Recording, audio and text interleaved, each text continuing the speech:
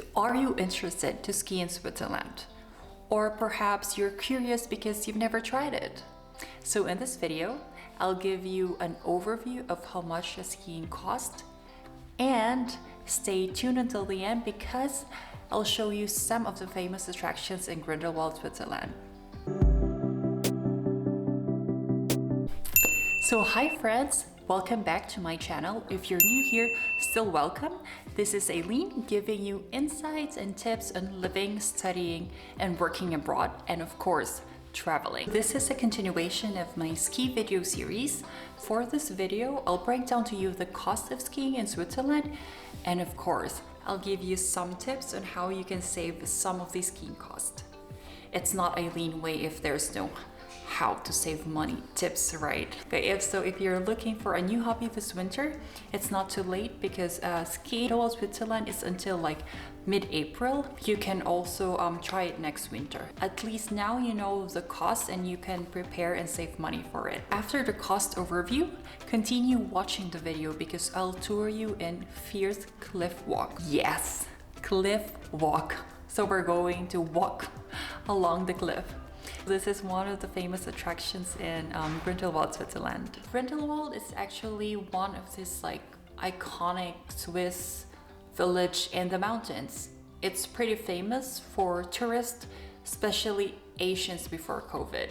So to all my fellow K-drama lovers out there, Grindelwald is where they shot a lot of crash landing on new scenes here in Switzerland. It's just not obvious probably because they did the shoot during spring or fall. Because of this, are you now interested to come here? Whoever comments first, I'll find time to tour you around, so comment down below. So before I deep dive on the cost, please bear in mind that the ski costs can vary from one place to another. It can be cheaper or it can be more expensive depending on the ski area.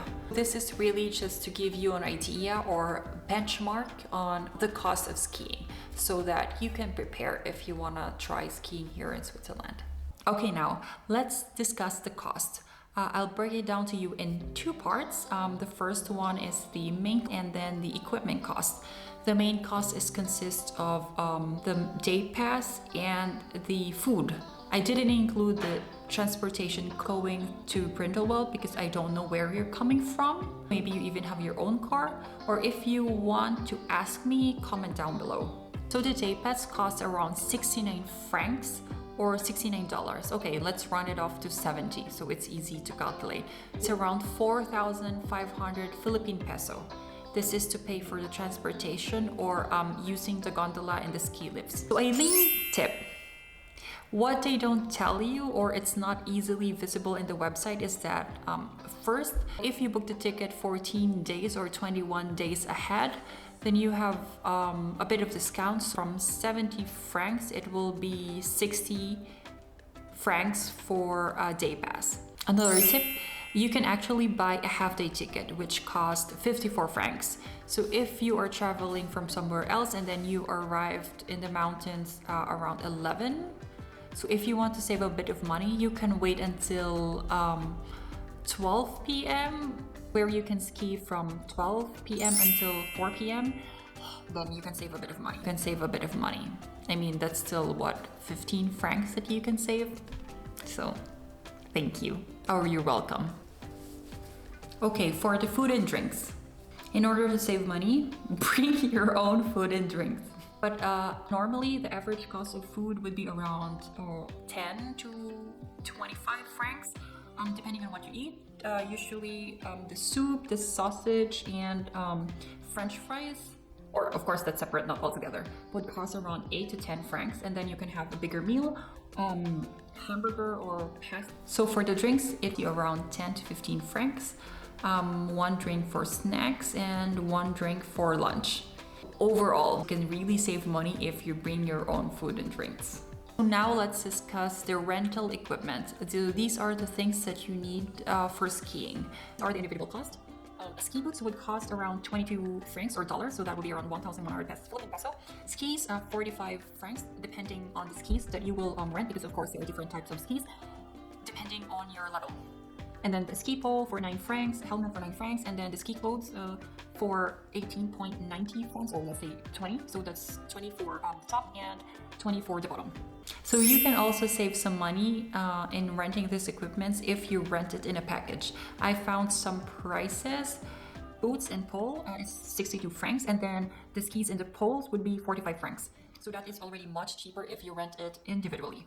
So I'll link down below all the prices that I have mentioned so you can scan it yourself. People here usually don't pay that much for skiing because they already have all the equipments, or if not most of it. So if they only go on holiday, they only rent the equipments which they don't have, or the equipments not convenient to bring, which is let's say a skis or a boots or a poles. So the main expense is really the day pass, the food, and some of the equipments which you don't have.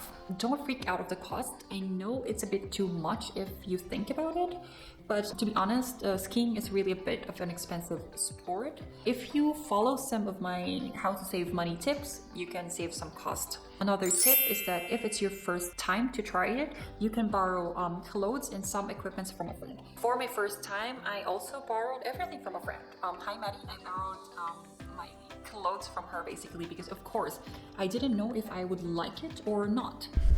I know skiing is expensive, but there's not really much to do during winter. You gotta find a hobby. How about you? What else do you do during winter? Comment down below. Maybe there are still some things which I haven't tried. I didn't add the cost of ski classes in this video. If you want to know about that, comment down below, let me know so I'll make a video about it. So before I go to the second part of this video, please consider subscribing and hit that like button. So now I'm going to bring you to Fierce Cliff Walk. It's one of the famous attractions in Grindelwald, Switzerland. Pre-COVID, there's so much people who goes here because the view is amazing.